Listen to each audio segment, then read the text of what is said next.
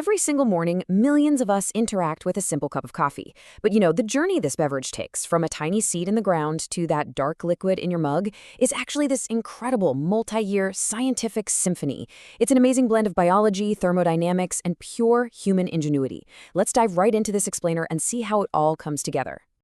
To really wrap our heads around this transformation, we're going to follow a chronological roadmap.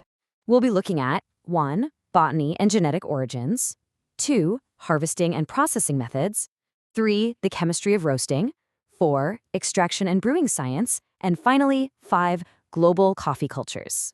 Starting with Section 1, Botany and Genetic Origins, the roots of the bean. Let's kick off our journey right there in the soil. It's kind of a paradox we experience every day, right? Because just beneath the surface of that rich, dark liquid lies a staggering world of plant genetics. We are talking about things like allotetraploids, spontaneous hybridization, and really intense climate adaptation. Most of the global coffee trade is anchored by just 2 main species, but their evolutionary paths honestly couldn't be more different. And this perfectly illustrates the fundamental divide in the coffee world: Arabica versus Robusta. Arabica is completely unique. It's an allotetraploid, meaning it has 44 chromosomes, and it was actually born from a spontaneous hybridization in the wild forests of Ethiopia. It gives us those bright, complex, really sweet flavors, but man, it is incredibly fragile. On the flip side, you've got Robusta.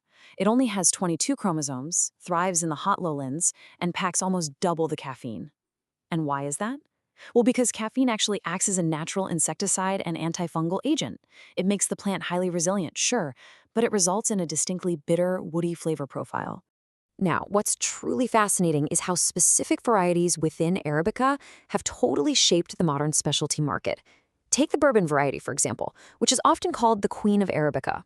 Back in the early 18th century, the French took coffee plants to this remote Indian Ocean island called Réunion, which at the time was named Bourbon Island. Once there, the plant just naturally mutated. It developed rounder beans and cranked out a 20 to 30% higher yield than its ancestor, Typica. Today, bourbon fetches top dollar all over the world for its incredibly smooth, caramel-like sweetness.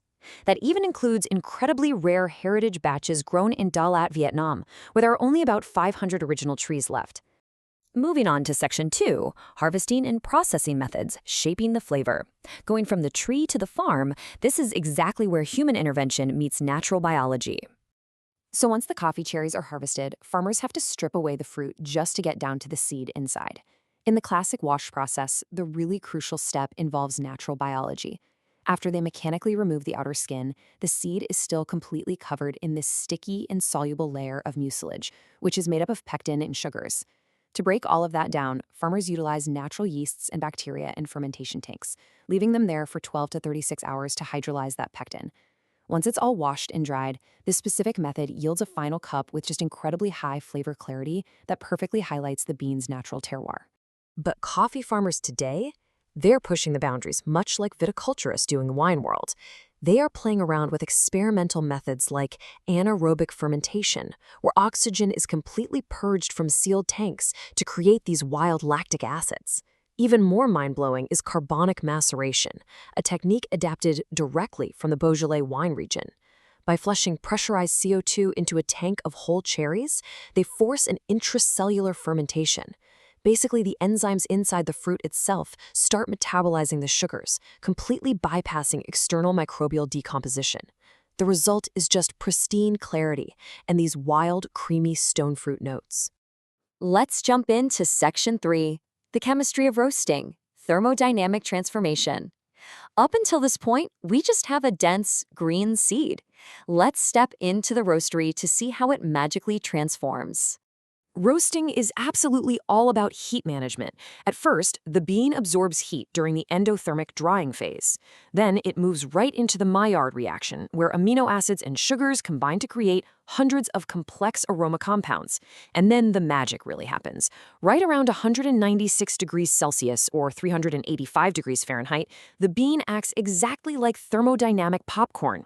Vaporized water and expanding CO2 build up immense pressure inside until the cellulose cell walls violently fracture. That audible pop you hear, that's the first crack, and it's the exact literal moment the bean sheds its chaff, expands in volume, and officially becomes water-soluble coffee. But if you push it too far into the second crack, the lipids start migrating to the surface, which brings out heavy, smoky, and bitter carbon flavors. Which brings us to Section 4, Extraction and Brewing Science, Dissolving the Magic. Now that we have a roasted bean, it's time to decode the math and the fluid dynamics required to extract those flavors. It all starts with how you actually shatter the bean. You see, the uniformity of your grind completely dictates the physics of your brew. Flat burr grinders produce what's called a unimodal distribution, meaning highly uniform particles. This allows all the coffee grinds to extract at the exact same rate, providing this surgical flavor separation and bright acidity that is just perfect for pour-overs. Conical burrs, however, create a bimodal distribution. So they produce your target grind size, but they also create these tiny dust-like particles called microfines. These fines actually restrict water flow, giving you that heavy, syrupy body required for thick, traditional espresso. When you go to brew a filter coffee, you need to keep this specific number in mind, 1 to 15. This represents the golden ratio for percolation methods, 1 part dry coffee to 15 parts water. It perfectly manages the concentration gradient, because if you use too much water, you dilute the strength and end up over-extracting bitter compounds. But if you use too little, the water just can't pull out the sweet flavors, leaving you with an intensely sour cup. Ultimately, what we are fundamentally trying to control here is the extraction yield. That's the exact percentage of the dry coffee's mass that dissolves into the liquid. The Specialty Coffee Association targets a sweet spot right between 18 and 22%. If your extraction yield falls below 18%, you're going to be left with a thin, grassy, sour beverage.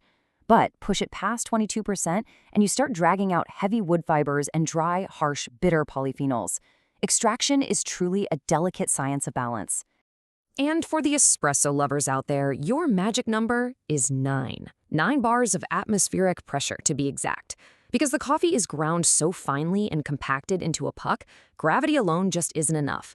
You literally need 9 bars of pressure to forcefully push water through that matrix in a super narrow window of just 25 to 30 seconds, creating that highly concentrated, syrupy extraction we all love.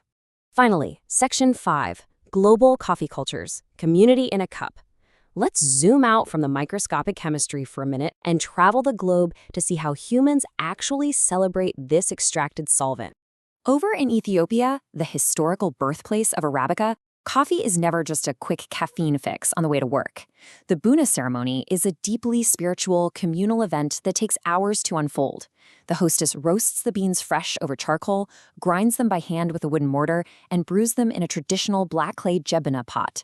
And it's always served in 3 distinct rounds.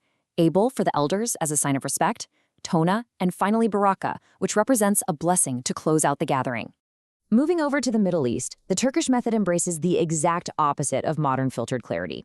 They use an exceptionally fine, flour-like powder brewed in a copper tsezve. The sugar is added right at the start, and it's heated until a thick, beautiful foam rises to the top. It yields a muddy, bittersweet, unfiltered brew that is meant to be sipped slowly. The sediment just settles at the bottom, perfectly capturing their local proverb that a single cup creates 40 years of friendship. By contrast, the grand coffeehouses of Vienna invite a totally different atmosphere. Recognized by UNESCO as an intangible cultural heritage, these spaces essentially act as an extended public living room.